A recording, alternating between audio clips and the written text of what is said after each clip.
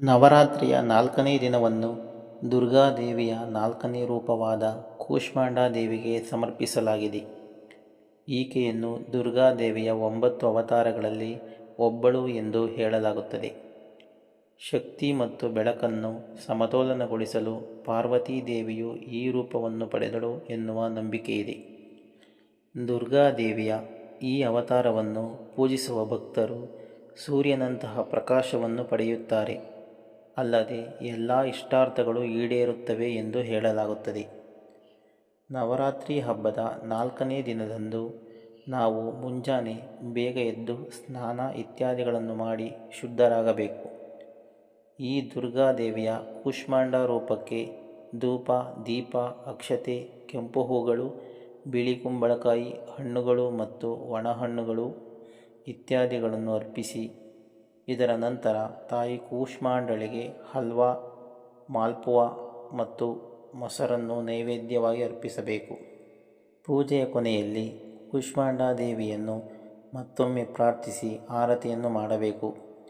ಈ ದಿನ ಮರೆಯದೆ ಕೂಷ್ಮಾಂಡಾ ದೇವಿ ಮಂತ್ರವನ್ನು ಪಠಿಸಿ. ತಾಯಿ ಕೂಷ್ಮಾಂಡಳು ಸಿಂಹದ ಮೇಲೇರಿ ಸವಾರಿಯನ್ನು ಮಾಡುತ್ತಾಳೆ.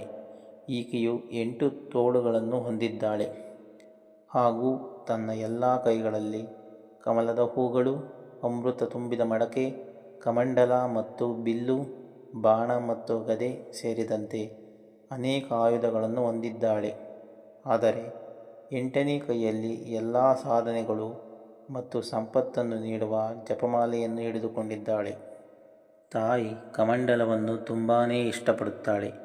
ಹಾಗಾಗಿ ಯಾವಾಗಲೂ ಅದನ್ನು ತನ್ನ ಕೈಯಲ್ಲಿ ಹಿಡಿದುಕೊಂಡಿರುತ್ತಾಳೆ.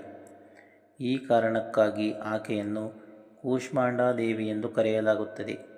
ನವರಾತ್ರಿಯ 4ನೇ ದಿನ ಹಿಟ್ಟು ಮತ್ತು ತುಪ್ಪದಿಂದ ಮಾಡಿದ ಮಾಲ್ಪುವನ್ನು ಕೂಷ್ಮಾಂಡಾ ದೇವಿಗೆ ಅರ್ಪಿಸಬೇಕು. ಈ ಸಿಹಿಯನ್ನು ಕೂಷ್ಮಾಂಡಾ ದೇವಿಗೆ ನೈವೇದ್ಯವಾಗಿ ನೀಡುವುದರಿಂದ ಭಕ್ತನು ಶಕ್ತಿ ಮತ್ತು ಬುದ್ಧಿವಂತಿಕೆಯ ಆಶೀರ್ವಾದವನ್ನು ಪಡೆಯುತ್ತಾನೆ ಎನ್ನುವ ನಂಬಿಕೆಯಿದೆ. ನಾವು ನವರಾತ್ರಿ ಸಮಯದಲ್ಲಿ ಕೂಷ್ಮಾಂಡಾ ದೇವಿಯನ್ನು ಪೂಜಿಸುವುದರಿಂದ ಯಾವುದೇ ರೀತಿಯಾದ ರೋಗಗಳು, ಆರೋಗ್ಯದ ಸಮಸ್ಯೆಗಳಿದ್ದರೂ ಶೀಘ್ರದಲ್ಲೇ ಪರಿಹಾರವನ್ನು ಪಡೆದುಕೊಳ್ಳಬಹುದು ಮತ್ತು ಉತ್ತಮ ಆರೋಗ್ಯ ಮತ್ತು ದೀರ್ಘಾಯುಷ್ಯವನ್ನು ಪಡೆಯಬಹುದು ಎನ್ನುವ ನಂಬಿಕೆಯಿದೆ. ತಾಯಿ ಕೂಷ್ಮಾಂಡಳನ್ನು ಪೂಜಿಸುವ ವ್ಯಕ್ತಿ ಸಂತೋಷ, ಸಮೃದ್ಧಿ ಮತ್ತು ಪ್ರಗತಿಯನ್ನು ಪಡೆಯುತ್ತಾನೆ ಎನ್ನುವ ನಂಬಿಕೆಯಿದೆ. ಕೂಷ್ಮಾಂಡಾ ದೇವಿಯನ್ನು ಪೂಜಿಸುವಾಗ ಈ ಮಂತ್ರವನ್ನು ತಪ್ಪದೇ ಪಠಿಸಬೇಕು. ಯಾ ದೇವಿ ಸರ್ವಭೂತೇಷು ಮಾ ಕೂಷ್ಮಾಂಡಾ ರೂಪೇಣ ಸಂಸ್ಥಿತಾ ನಮಸ್ತಸ್ಯೈ ನಮಸ್ತಸ್ಯೈ ನಮಸ್ತಸ್ಯೈ ನಮೋ ನಮಃ ಎಂಬ ಮಂತ್ರವನ್ನು ಪಠಿಸುವುದರಿಂದ ಕೂಷ್ಮಾಂಡಾ ದೇವಿಯ ಅನುಗ್ರಹವನ್ನು ನೀವು ಪಡೆದುಕೊಳ್ಳಬಹುದು. ಹೆಚ್ಚಿನ ವಿಡಿಯೋಗಳಿಗಾಗಿ ನಮ್ಮ ಚಾನಲನ್ನು ಸಬ್ಸ್ಕ್ರೈಬ್ ಮಾಡಿ. For more videos please subscribe my YouTube channel ದಿನಕ್ಕೊಂದು ಭಕ್ತಿಗೀತೆ.